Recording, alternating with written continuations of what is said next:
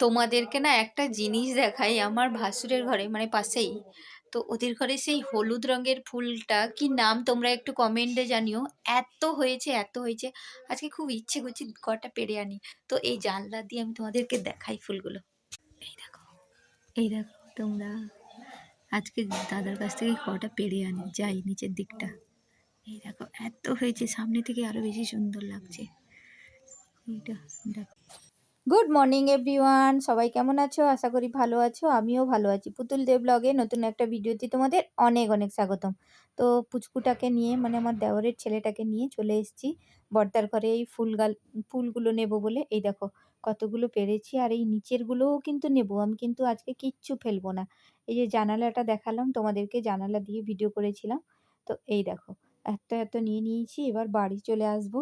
তো বাড়িতে এসে কত কাণ্ড করেছি দেখো। নিজে রেডি হয়ে হলুদ রঙের আলমারি থেকে খুঁজে খুঁজে একটা শাড়ি বার করেছি, ভালো করে মেকআপ টেকআপ করেছি, আর ফুল, ওই যে হলুদ ফুলগুলো নিয়ে এসেছি ওইগুলো চুলে আটকেছি, মানে মাথায় আটকেছি।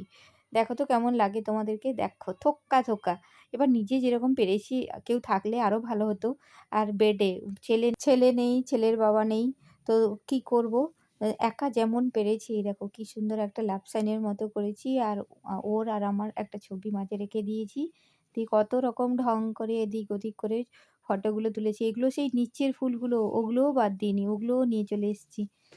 আর ছেলে থাকলে একটু ওকে এরকম ওইরকম সেরকম করে ফটোগুলো তোলাতাম, কিন্তু ও তো যেহেতু নাই, ও স্কুল গেছে। দেখো কি সুন্দর লাগছে না ফুলগুলো। তো তারপরে চলে এলাম শাড়ি ফাড়ি খুলে, যা ঢং দেখানোর হয়ে গেল।